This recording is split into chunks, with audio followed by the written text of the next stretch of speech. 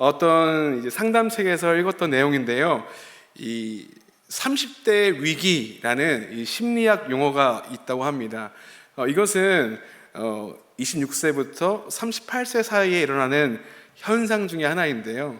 인생에서 처음 삶의 무게를 혼자 감당해야만 하는 30대 전후의 시기에 일어나는 위기라고 말합니다. 그동안 아무 문제 없이 잘 지내왔다가 갑자기 자신 안에 묵혀있던 무언가가 한꺼번에 폭발하는 것을 말합니다. 이런 정서적인 현상은 어렸을 때 세 가지 욕구의 결핍과 부재로 인해 생긴다고 하는데요. 무엇이냐면 수용, 인정, 애정입니다. 어렸을 때 부모라든지 가족들에게 수용받고 인정받고 애정받는 것들이 좀 부족하면 나중에 이 30대의 위기, 자기 스스로 혼자 삶을 짊어져야 할 그 시기에 이 안에서 무언가가 폭발하는 사건이 일어난다는 것이죠. 자신도 모르게 억누르고 살아왔던 것들이 한꺼번에 폭발한다는 겁니다. 어떤 때요? 자기가 스스로 삶의 무게를 짊어져야 할 시기에 그렇다는 겁니다. 책에서 이 이야기를 읽었을 때 이런 생각이 들었습니다. 현대인들은 이 마음속 깊은 곳에 아픔과 슬픔을 간직하고 살고 있구나. 겉으로는 괜찮은 척하며 살아가지만 누구에게도 쉽게 말하지 못하는 그런 상처, 지치고 눌린 마음이 우리 마음에 켜켜이 쌓여 있겠다는 생각이 들었습니다. 이처럼 겉으로는 멀쩡해 보이지만 이러한 감정들은 우리 삶 전체에 깊은 영향을 끼치기도 하는 것 같습니다. 최근에 이 넷플릭스라는 이제 OTT에서 폭삭 속았수다라는 드라마가 방영되고 있는데요. 이러한 내용을 잘 담고 있는 것 같습니다. 저 남자 배우가 저를 좀 닮지 않았습니까? 굉장히 무시하는 웃음소리를 하시는데 네, 전혀 아닌 거 알고 있기 때문에 소개하겠습니다. 이 드라마가 정말 눈물 콧물을 쏙 빼는 드라마인데요. 특이하게도 4개의 막으로 구성되어 있고요. 1950년대의 제주 소녀 애순의 이야기부터 2000년대 K 장녀인 금명까지 각 시대를 살아가는 그 인물들의 이야기를 다루고 있습니다. 아주 옛날에 시대극이 있다 보니까 이 장면들을 하나하나 보다 보면 돌아가신 저희 아버지가 저렇게 살았겠구나라는 생각이 들기도 하고요. 그리고 그 시대의 무게와 어두움, 그림자, 각자의 가족사를 떠올리게 하며 우리 마음의 깊은 감정을 자극하게 되는 것 같습니다. 그들이 사셨던, 또 우리 성도님들이 사셨던 그 현실과 무게를 간접적으로 마주하게 되는 느낌이 들었습니다.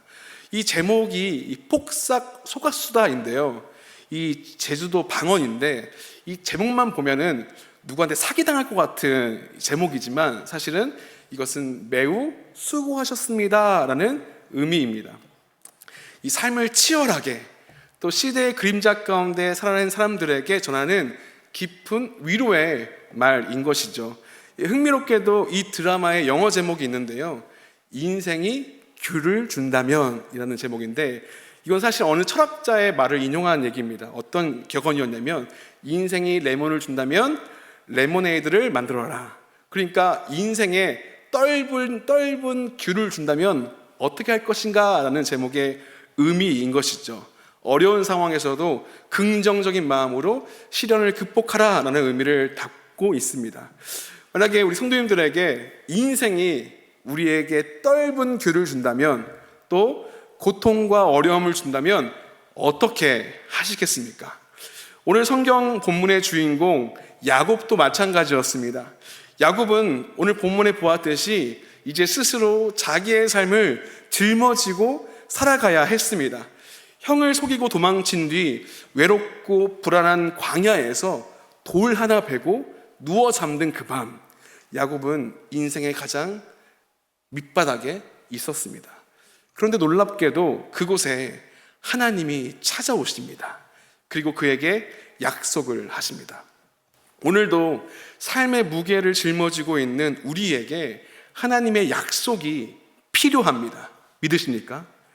누구에게도 말하지 못했던 인생의 무게와 상처, 또 삶의 불확실성 속에 그 모든 것을 지고 살아가는 우리에게 하나님은 말씀하십니다. 폭삭 속았수다. 매우 수고했다. 내가 너를 보고 있다. 내가 너를 잘 알고 있다. 네가 여기까지 온 것도, 그 삶을 견딘 것도 정말 수고했다. 오늘 우리는 야곱의 이야기에서 우리들의 이야기를 발견하기를 소망합니다. 그리고 하나님의 다정하고도 그 깊은 위로를 함께 만나기를 소망합니다. 오늘 야곱도 바로 이와 같은 현실의 불확실성과 두려움 한가운데 서 있던 사람이었습니다. 창세기 28장 10절의 말씀은 짧고 간결하게 표현합니다. 야곱이 브엘세바에서 하란으로 향하여 가더니. 성경은 아주 무심하게 야곱의 여정을 기록하지만 사실 이 짧은 한 문장 속에서는 수많은 불확실성과 두려움을 담고 있습니다. 이 야곱은 아버지 이삭을 속였고 형 에서에게 갈 축복을 가로챘습니다. 그리고 형의 분노를 피해 도망가는 길을 택하죠. 그래서 야곱의 여정 시작은 멋진 하나님의 부르심이라기보다는 살기 위해, 또 목숨을 부지하기 위해 익숙한 가정과 안정의 울타리를 떠나는 피난민과 같은 처지였습니다. 이 야곱의 여정은 보통 이 아브라함과 비교되기도 하는데요. 둘은 비슷해 보이지만 차이가 있죠.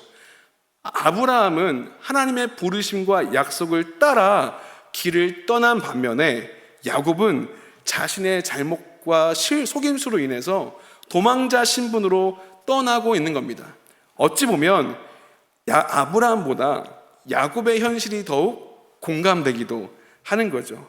야곱은 그 길 위에서 자신의 미래를 전혀 예측할 수가 없었습니다. 이 브엘세바에서 하란까지는 보통 한 800km 정도의 거리였는데요. 당시만 해도 그 거리가 정말 길지 않았겠습니까? 위험에 노출된 그런 길이었겠죠. 긴 여정 중에서 위험을 만나게 되면 어떻게 될지, 자기 자신이 앞으로 무엇을 만나게 될지 그 누구도 알려줄 수 없는 그런 길이었습니다. 그에게 남겨진 것은 자신이 저지른 실수와 앞으로의 불확실한 미래에 대한 막막함 뿐이었던 것이죠. 그런데 말이죠, 여기서 우리는 이 야곱이 잠시 멈춘 그 장소에 대한 수식을 주목해 볼 필요가 있습니다. 성경은 이렇게 말하는데요. 본문 11절입니다. 한 곳에 이르러 해가 진지라. 거기서 유숙하려고 그곳에 돌 하나를 가져다가 베개로 삼고 거기 누워 자더니 라고 되어 있는데요. 성경은 이 야곱이 자는 그 장소에 대해서 특별하게 묘사하지 않습니다. 오히려 단지 한 곳이라고만 기록을 하는 것이죠. 우리는 아시다시피 이 장소는 나중에 베델이라는 지명으로 바뀔 것이고, 이 성경을 읽는 사람들도 그곳이 베델이지라고 알고 있었을 텐데, 성경은 특별하게 그것을 어떠한 수식도 붙지 않는 한 곳이라고 표현했던 겁니다. 이 장소가 처음부터 특별한 공간이 아니었다라는 이야기인 것이죠. 야곱이 이 한 곳에서 하나님을 만나고 나서야 비로소 그 장소가 특별한 공간이 되었다고 지금 우리에게 말해주고 있는 겁니다. 다시 말하면 야곱에게 그곳은 어두움 가운데서, 삶의 여정 가운데서 불확실함과 두려움 속에 돌베개를 누워 잠을 자고 있는 그곳은 하나님을 만나기 전까지는 철저하게 평범하고 어두운 현실, 바로 그의 두려움과 막막함이 머물던 자리였던 겁니다. 그런데 하나님께서 바로 이 불확실한 한복판에 지금 야곱을 찾아오고 계신 것이죠. 어떻게 해요? 꿈을 통해서입니다. 야곱이 꾼 꿈의 장면은 이렇습니다. 본문의 12절인데요. 우리 함께 읽어보겠습니다. 꿈의 본즉, 시작. 꿈의 본즉.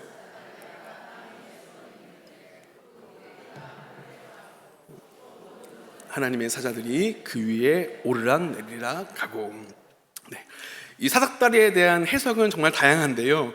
특별히 이 사닥다리는 이 고대 근동에서 신과 인간이 만나는 통로로 이해가 되었습니다. 이 장면에서 등장하는 하나님의 사자들은 하나님의 명령을 수행하며 야곱의 삶과 현실을 살피고 있는 장면으로 묘사가 됩니다. 특별히 유대인들은 이 사닥다리를 오르락내리락하는 사자들이 야곱을 보호하고 인도하기 위한 천사라고 이해를 했습니다. 야곱은 지금 자기가 혼자라고 생각했겠죠. 하지만 사실은 하나님의 눈동자 아래 보호를 받고 있었다는 의미입니다. 그런데 야곱은 아직 그 사실을 깨닫지 못합니다. 그것은 우리에게도 마찬가지겠죠. 때로는 우리의 인생이 너무 막막하고 두려워서 하나님의 인도하심과 보호하심을 보지 못할 때가 너무나 많습니다. 왜냐하면 우리에게 주어진 현실이 너무 벅차기 때문입니다. 그것을 해결하기 위해서 매우 분주하게 살아가기 때문입니다. 우리도 모두 각자의 브엘사바에서 하란으로 가는 인생의 중간 어느 지점에 있을 것입니다. 이제까지의 삶이 익숙한 과거였다면 앞으로는 어떻게 살아가야 할지 전혀 예측할 수 없는 불확실한 길을 걷고 있습니다. 은퇴 이후의 삶, 자녀들의 앞날, 건강의 문제, 경제적인 불안함까지 우리의 현실은 야곱과 같이 불확실함으로 가득 차 있습니다. 그런데 오늘 본문의 메시지는 우리에게 소망을 던져줍니다. 하나님은 야곱에게 나타나 그 불확실한 현실 속에서도 언약과 보호를 약속해 주십니다. 본문의 12절인데요. 제가 한번 읽겠습니다. 내가 너와 함께 있어 내가 어디로 가든지 너를 지키며 너를 이끌어 이 땅으로 돌아오게 할지라 내가 내게 허락한 것을 다 이루기까지 너를 떠나지 아니하리라 하신지라. 아멘. 야곱의 현실을 생각하면 상상할 수도 없는 이야기죠. 그럼에도 하나님께서는 야곱의 현실을 추월하시며 그와 함께 하겠다고, 그와 끝까지 함께 하시겠다고 말씀하십니다. 여기서 중요한 것은 뭐냐면은 야곱은 이 약속을 받을 만한 어떠한 자격도 없다는 사실입니다. 이전까지 그려졌던 야곱의 이미지는 속임수와 거짓으로 살아왔던 인생이었습니다. 그런데 하나님은 이러한 야곱의 부족함에도 불구하고 그의 현실 가운데 찾아오셔서 언약을 주시겠다고, 내가 너와 약속하겠다고 말씀하십니다. 삶이 너무 분주하고 불확실할 때, 또 우리가 마주한 미래가 막막할 때 우리는 하나님의 함께 하심을 너무나 쉽게 잊어버립니다. 하지만 하나님은 우리의 현실을 가장 잘 아십니다. 그리고 그 두려움과 막막함의 자리까지 내려오셔서 우리와 함께 하십니다. 오늘 우리는 이 야곱의 인생과 우리의 현실을 마주하며 다시 한번 물어야 합니다. 불확실한 인생의 한복판에서, 또 두려움과 막막함의 한복판에서, 또 지금까지 살아왔던 인생 속에 누구에게 말도 못했던 이 감정이 켜켜이 쌓인 내 속마음 속에서 지금 하나님을 바라보고 계십니까? 또 이와 같은 하나님의 임재를 인식하며 살아가고 있습니까? 야곱이 어느 한 곳에 머물러 잠을 청했던 그 장소는 특별한 장소가 아니었죠. 또 하나님이 나타나실 거라고 기대도 하지 않았던 그저 평범했던 돌무더기 위였습니다. 하지만 바로 이 평범하고 어두웠던 현장, 그곳에서 야곱은 놀랍도록 하나님의 임재를 경험하게 됩니다. 창세기 28장 12절의 말씀을 다시 볼 건데요, 한번 같이 읽어보겠습니다. 꿈에 본즉, 시작. 꿈에 본즉 땅 위에 서 있는데 그 꼭대기가 하늘에 닿았고, 또 본즉 하나님의 사자들이 그 위에 오르락내리락 하고. 아멘.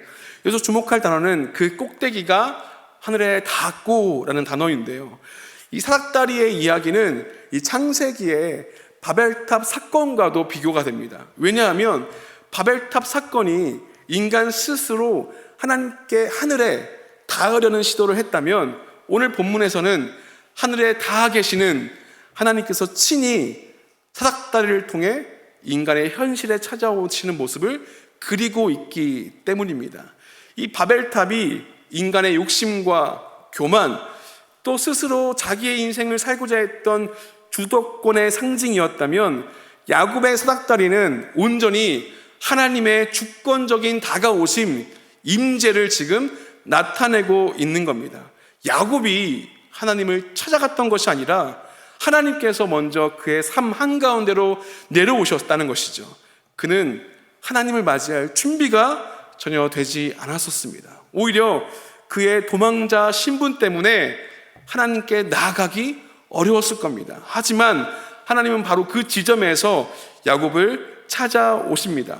그래서 하나님의 임재는 하나님을 찾으려는 자신의 열심이 아니라 절망적 상황 속에서 도무지 하나님을 찾을 수 없는 그 지점에서 하나님은 우리를 찾으시고 기다리고 계십니다. 하나님은 우리에게 그 절망의 지점에서 약속을 주시는 것이죠. 야곱에게 주신 하나님의 약속을 한번 보려고 하는데요. 창세기 28장 13절부터 15절까지의 말씀입니다. 제가 13절을, 우리 성도님들이 14절을, 그리고 마지막 15절은 같이 읽을 텐데요. 제가 먼저 읽습니다. 또 본즉 여호와께서 그 위에 서서 이르되 나는 여호와니 너의 조부 아브라함의 하나님이요 이삭의 하나님이라. 내가 누워있는 땅을 내가 너와 내 자손에게 주리니. 내 자손이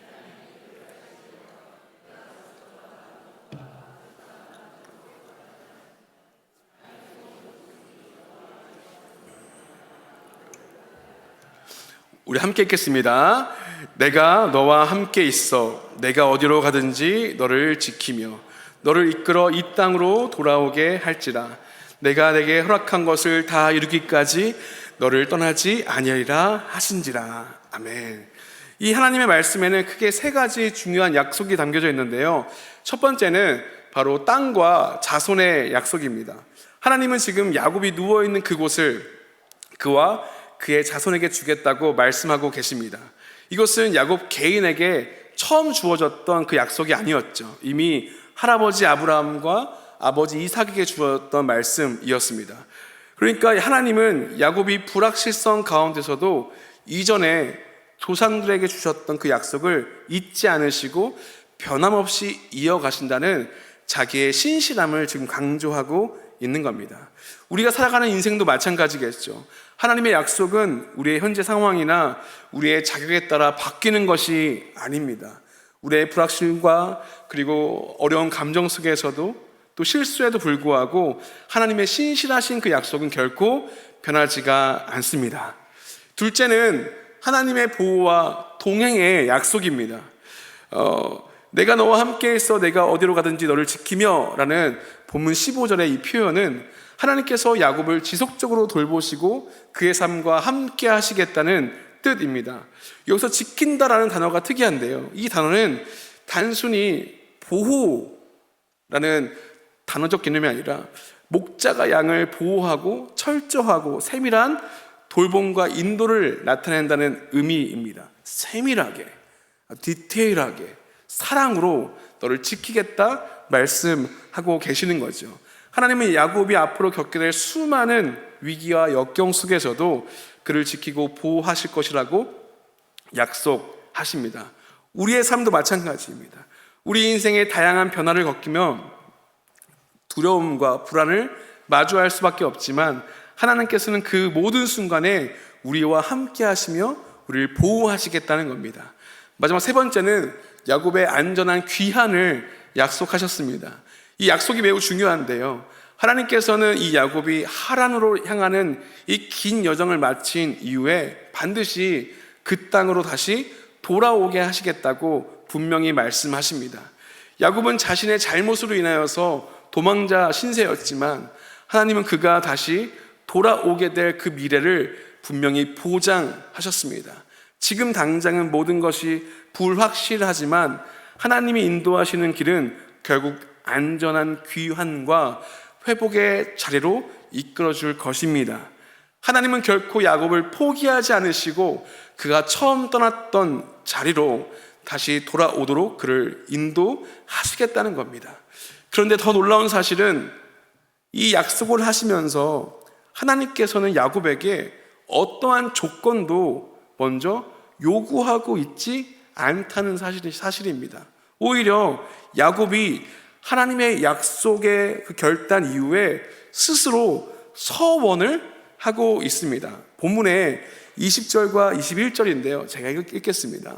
야곱이 서원하여 이르되 하나님이 나와 함께 계셔서 내가 가는 이 길에서 나를 지키시고 먹을 떡과 입을 옷을 주시오. 21절 내가 평안히 아버지 집으로 돌아오게 하시오면 여호와께서 나의 하나님이 되실 것이요. 하나님의 임재와 약속에 대한 확증 가운데 야곱에게 나타난 변화는 하나님께서 야곱에게 그 어떤 조건을 요구함으로써 그를 변화시킨 것이 아닙니다. 야곱 스스로 하나님을 경험하고 그가 그것을 이해하고 받아들일 수 있도록 하나님께서 기다리신 거죠. 하나님께서 먼저 야곱에게 다가오셨기 때문에 야곱은 자신의 삶이 하나님의 손안에 있음을 깨닫게 됩니다. 저는 오늘 이 말씀을 읽으면서 저의 첫째 딸과 저의 관계에 대해서 한번 생각을 해봤는데요. 저의 첫째 딸이 뱃속에 있을 때는 너무 보고 싶으니까 밖에 나왔으면 좋겠고, 밖에 나와서 누워있으니까 너무 힘든데 좀 걸었으면 좋겠고, 근데 걷는데 또 말을 못하니까 심심하지 않습니까? 말을 좀 했으면 좋겠고. 그래서 하나하나 이루어졌는데 그 걷고 뛰고 말하기 시작하니까 너무 힘들더라고요. 애가 너무 성격도 엄마 닮았다고 하면 혼날 것 같아서 저 닮아가지고 예민하고 너무 힘들어가지고 저도 이게 참다가 너무 부끄러운 고백이지만 ong덩이를 찰싹 때렸습니다. 그런데 한번 엉덩이를 찰싹 때렸는데 아빠로서의 내가 정말 자격이었구나 라는 그 절망감이 막 몰아쳐오더라고요. 왜 이렇게 나는 딸을 이해하지 못할까? 내 딸을 이해하지 못할까? 왜 이렇게 내 딸을 이해하지 못할까? 지금 5살인데 6살이 되면 어떤 모습일까?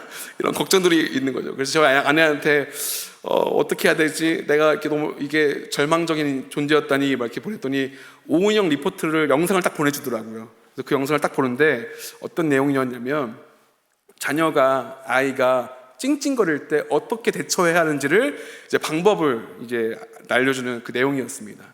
아이가 막 그냥 이유 없이 짜증 부리고, 그리고 또 제가 아이랑 여행을 갔다 왔는데 아침에는 저를 너무 사랑했다가 밤만 되면 저를 너무 미워하는 거예요. 왜냐면 단둘이 여행을 갔거든요. 아침에는 아빠 최고죠. 수영장도 데리고 가고, 그리고 영상도 막 보게 해주고, 맛있는 것도 사주고, 아빠 여기 며칠 더 있자 막 이렇게 하는데 밤만 되면 엄마 보고 싶어, 아빠 나빠, 아빠 저리 가, 집에 가, 이렇게 하는 게 얼마나 화가 나겠습니까? 근데 그게 찡찡거릴 때 그 영상에서 어떻게 얘기했냐면은 일단은 아이한테 이렇게 말해주라고 하더라고요. 수아야, 너의 감정이 지금 그렇게 또 되어 있지? 너가 진정될 때까지 진정되면 다시 아빠한테 말을 걸어, 이렇게 얘기를 하더라고요.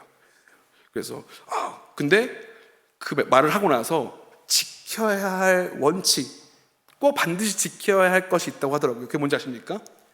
그렇게 말한 다음에 그 자리를 지키고 있어라 였습니다. 아이가 찡찡거린다고 마음 상해서 떠나지 말고 그 아이가 막 지쳐있고 감정적으로 올라와 있을 때 너가 진정될 때까지 내가 기다려줄게, 난 네 옆에서 기다려줄게, 이 모습을 보여주라는 이야기였습니다. 그걸 보고 있는데 정말 아이한테 잘해야겠다라는 생각도 들었지만 하나님이 우리에게 대하는 방법과 같다는 생각이 들었습니다.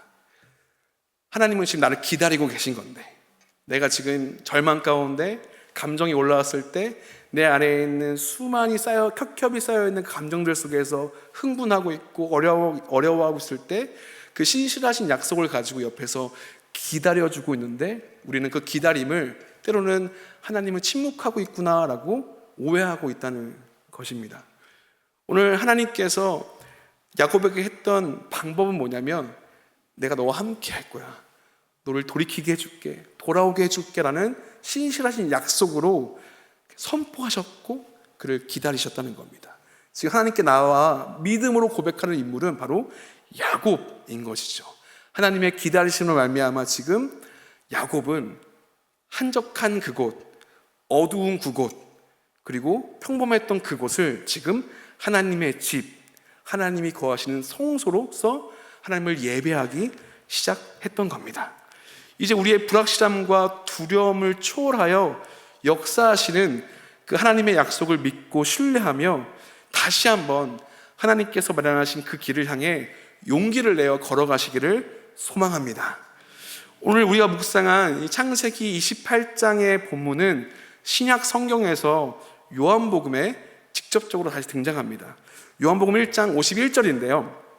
이렇게 함께 한번 읽어볼까요? 또 이르시되, 시작. 또 이르시되 진실로 진실로 너희에게 이르노니 하늘이 열리고 하나님의 사자들이 인자 위에 오르락내리락 하는 것을 보리라 하시니라. 아멘.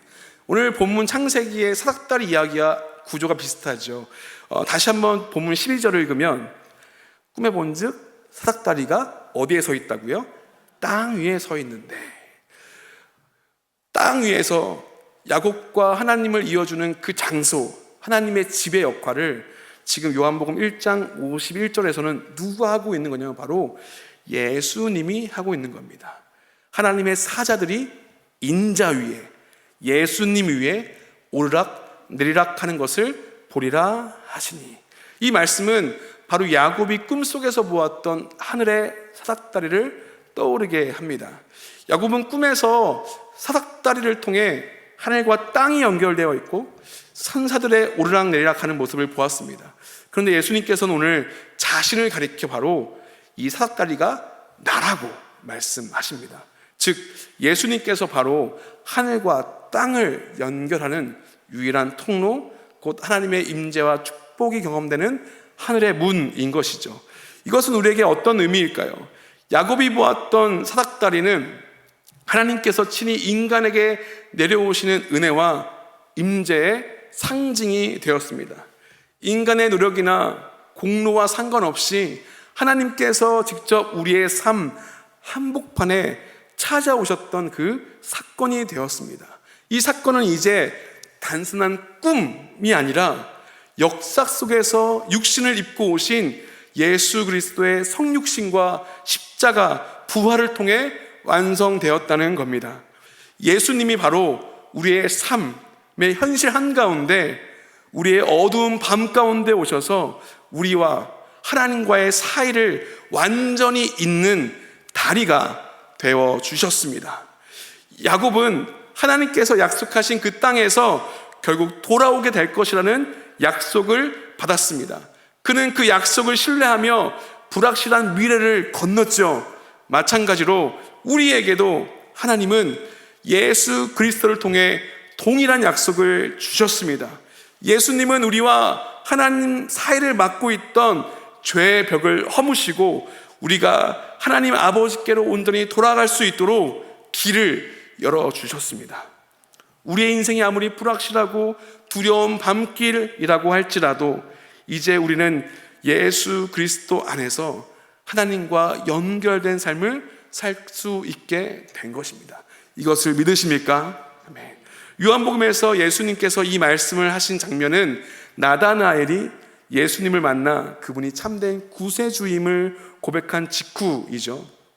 나다나엘은 처음에 예수님을 의심했지만 주님을 직접 만난 후에 이렇게 고백합니다. 랍비여, 당신은 하나님의 아들이시요 당신은 이스라엘의 임금 이로소이다. 아멘. 마리아 성가대 오늘 찬양의 고백이기도 하죠. 당신은 하나님의 아들이십니다. 바로 그때 예수님께서는 자신이 곧 야곱의 사닥다리임을 말씀하시며 그리스도 안에서 진정한 하나님의 임재와 약속의 성취가 이루어졌음을 보여주셨습니다. 사랑하는 성도 여러분, 오늘 우리 역시도 나다나엘처럼 예수 그리스도를 만나기를 소망합니다. 의심이 되기도 하고 때론 주저되기도 하지만 예수님은 우리의 삶 한복판에 찾아오셔서 참된 생명의 길, 하나님께로 나아가는 유일한 거룩한 길임을 알려주셨습니다. 그리스도의 그 십자가는 하나님과 우리의 관계를 회복시키시는 궁극적인 사닥다리가 되는 겁니다. 예수님은 그 십자가 위에서 자신의 몸을 내어주심으로 죄로 인해 멀어졌던 우리와 하나님 사이를 영원히 잇는 생명의 다리가 되셨습니다.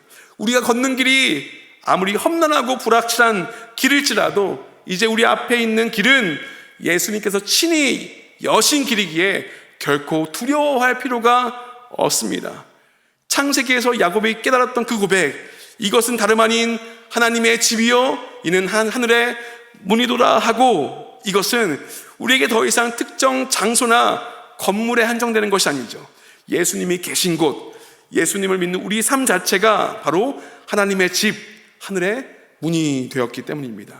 이것이 오늘 우리에게 들려진 복음입니다.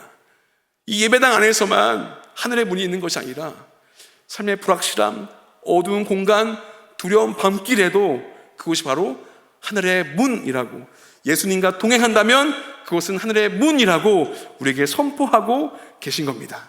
말씀을 마무리하려고 합니다. 이제 우리의 삶을 바라볼 때 불확실성과 두려움의 눈으로 바라보지 말고 예수 그리스도 그 사닥다리 위에서 우리의 삶을 새롭게 바라보시기를 소망합니다.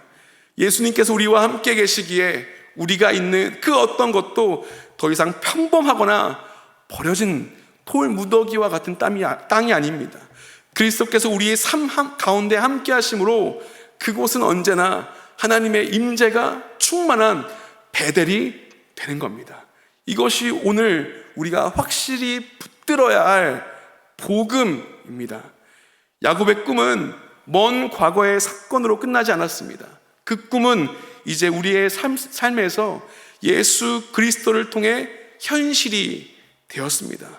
예수 그리스도 안에서 하늘과 땅은 연결되었고 우리는 그분을 통해 하나님과 영원히 하나가 되는 것입니다.